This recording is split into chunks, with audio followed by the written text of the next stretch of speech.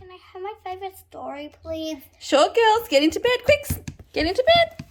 Snuggle down under the blankets. Okay, girls. It's time for your favourite story. Listen carefully. Frozen 2, a deluxe magical tale. Whoop. Look at it. They're 3D. Boop, boop, boop, boop. All right, let's get him started.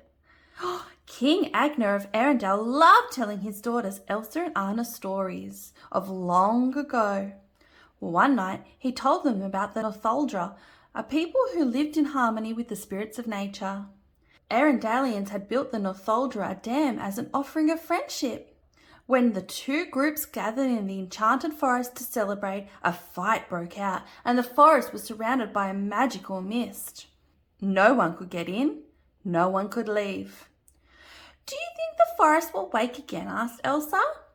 Only Atahalan knows, answered Queen Iduna. She told them that her mother used to sing her a lullaby about a river called Atahalan, said to hold all the answers about the past. Iduna began to sing the lullaby, and the girls soon drifted off to sleep. Many years passed, and although their parents were gone, Anna and Elsa watched out for each other. Olaf had learned to read, and Kristoff had bought an engagement ring, ready to take the next step with Anna.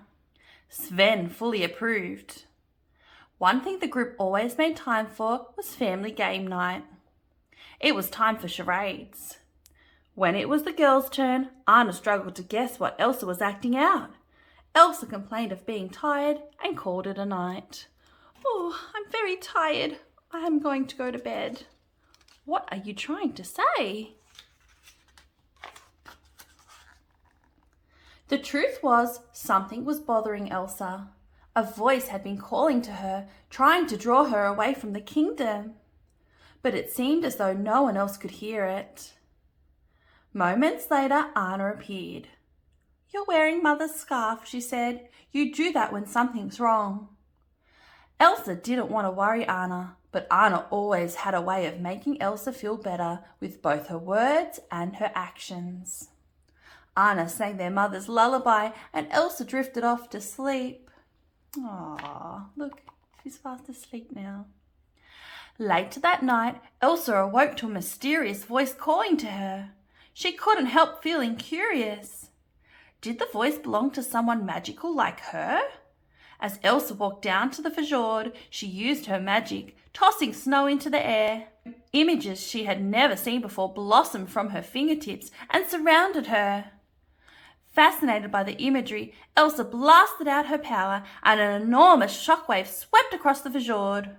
The moisture in the air froze into small crystals and hung suspended in the air. Air, fire, water, earth, she said.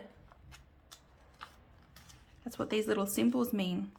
Air, fire, water, earth. The shockwave startled Anna awake and she raced to the balcony, searching for Elsa. As the sisters' eyes met, a blinding flash of light came from the north and the crystals dropped to the ground in a cascade. As the crystals fell, Arendelle transformed.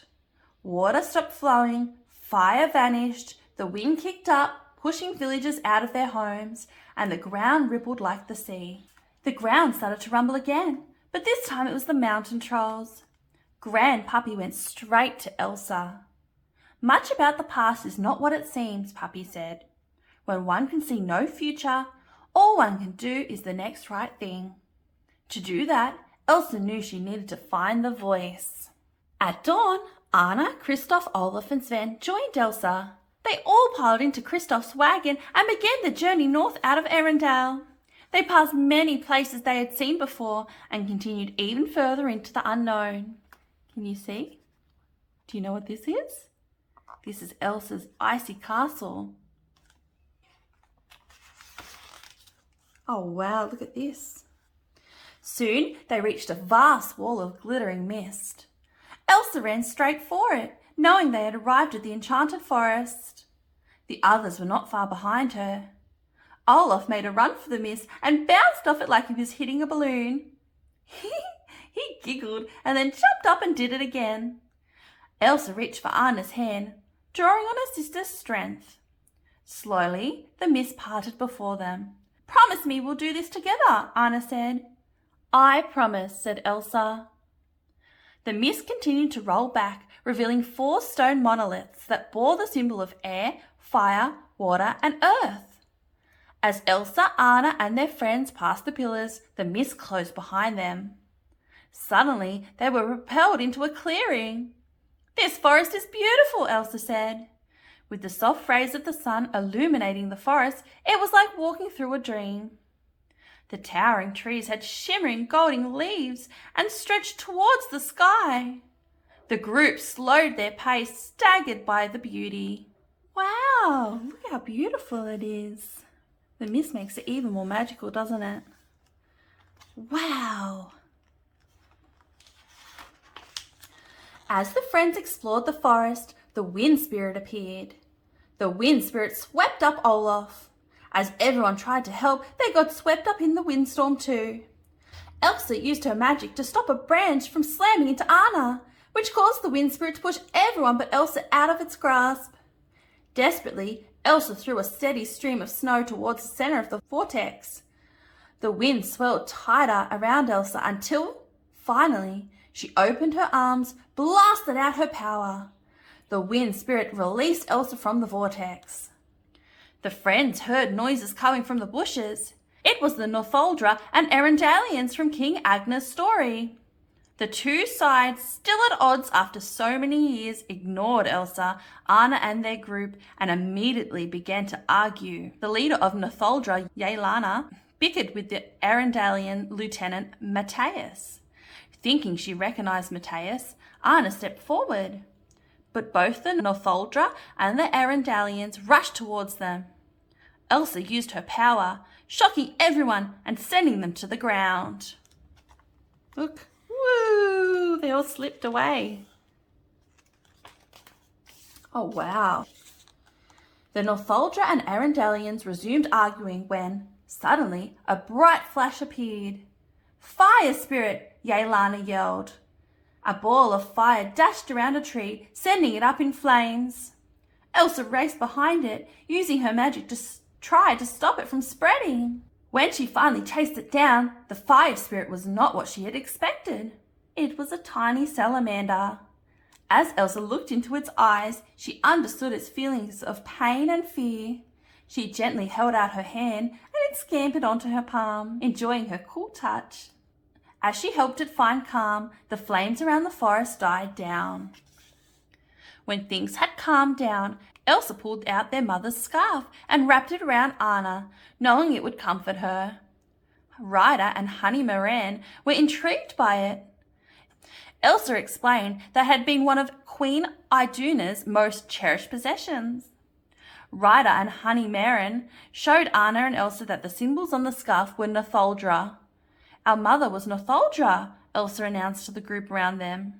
The 2 opposing sides were bewildered by the discovery. Their differences, anger and suspicions melted away. Look. Later that evening, the friends were relaxing when the ground began to shake. Oh no! The earth giants had appeared. They rattled the ground with each stride. Everyone hid, but the giants seemed to sense Elsa because of her magic. As they closed in on her, Anna yelled, drawing them towards her instead. Elsa quickly threw her powers into the night sky, tricking the earth giants and sending them lumbering in another direction. As the earth giants trudged off into the distance, Elsa began to walk after them. I don't want to put anyone else at risk again, so we're going now and we're going to find the voice, Elsa explained. Anna agreed, but first she needed to tell Kristoff. She searched for him all over the camp, but he was nowhere to be found. Her heart heavy, she followed her sister and Olaf north. In a nearby meadow, Kristoff sat saddened. He couldn't believe Anna had gone without him. He walked through the forest trying to sort out his feelings and wondering whether he truly fit into Anna's future. Oh dear, he's not very happy. She left him there and he's very sad about it. The journey north led Elsa, Anna and Olaf to the rise of a hill. In amazement, they looked down at an old Arendalian shipwreck, its tattered flag waving sadly in the wind. Anna and Elsa gasped at the sight. It was their parents' ship. They ran down to take a closer look. The sisters looked everywhere for clues about why their parents had been in the dark sea. Then they found a map. Anna and Elsa spread it out on the floor and saw that Ahtohallan was clearly marked. Their parents had gone on a voyage to seek answers about Elsa's magic. Elsa ran from the ship. "This is my fault," she said in tears. Anna insisted Elsa wasn't responsible for the choices of their parents and reminded Elsa of her important quest. If anyone can resolve the past, if anyone could save Arendelle and free this forest, it's you, she said. I believe in you more than anyone or anything. Once again, Anna had revived her sister's confidence. Elsa vowed to make it across the dark sea and find Ahtohallan, and she had to do it alone. Suddenly, Elsa magically created a boat under Anna and Olaf and sent them zipping down a path of ice. Anna scrambled, trying to stop their progress, but when the boat dropped down the slope, Anna and Olaf slipped into a river and floated away. Oh dear, look! She surprised them. She put them in a boat, an ice boat, and sent them down the mountain. Anna and Olaf were both angry with Elsa for sending them off, but they had to be quiet as they were sailing past a group of sleeping earth giants. Oh dear. Anna frantically searched for an escape and saw that just ahead the river split. "Hang on, Olaf," she whispered. "Try not to scream." She took a branch and pushed them away from the snoring earth giants directly towards a waterfall.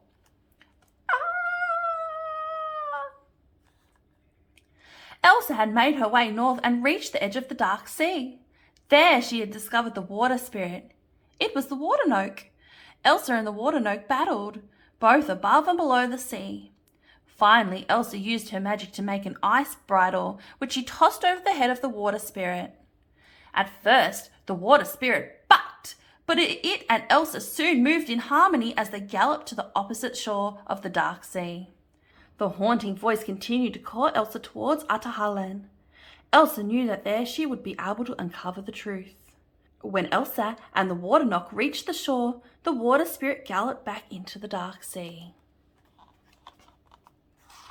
Wow, look, she's riding it. Elsa stepped into the ice cave, following the haunting call. She entered a big open room where images danced across the walls and ceiling. Elsa realized they were from the past and that the voice that had been calling to her was the memory of her mother Iduna. Listening to the words of her mother's song, Elsa knew Iduna had been calling her to finally become her true self, the Snow Queen. Exhilarated, Elsa drew out dozens of memories with her power, scouring the past for the secret of what had happened in the enchanted forest. But when Elsa finally found the startling truth about the lies that had been told, the ice surrounded her. It moved up her body, freezing her solid.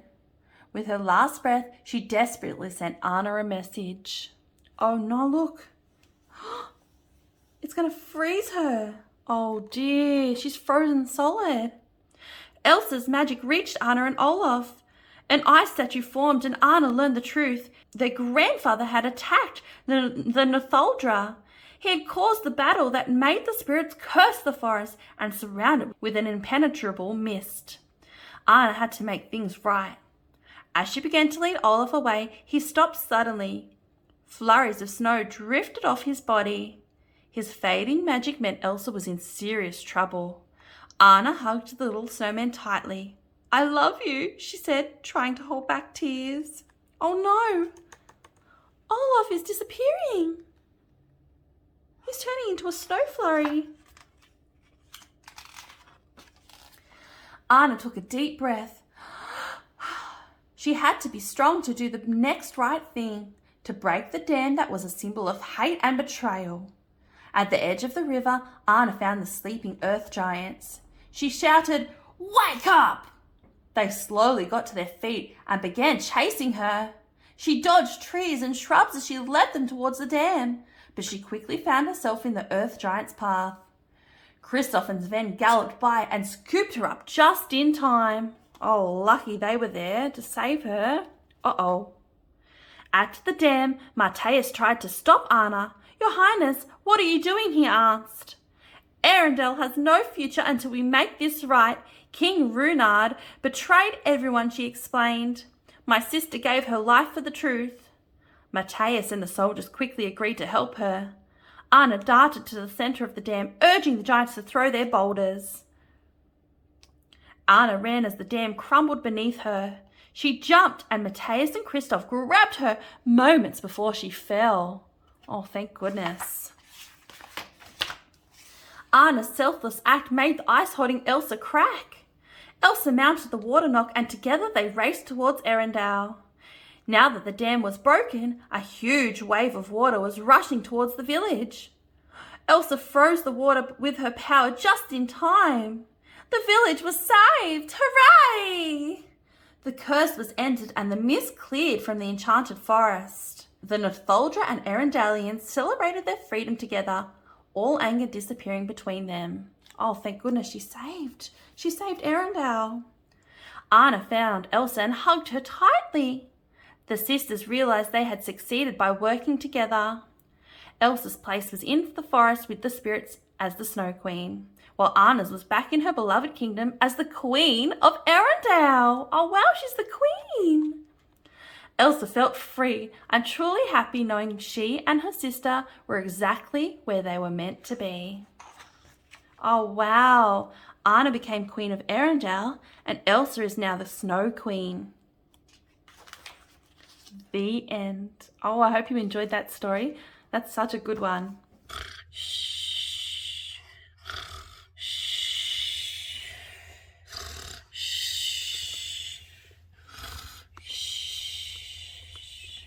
Mama! Annie! Playtime!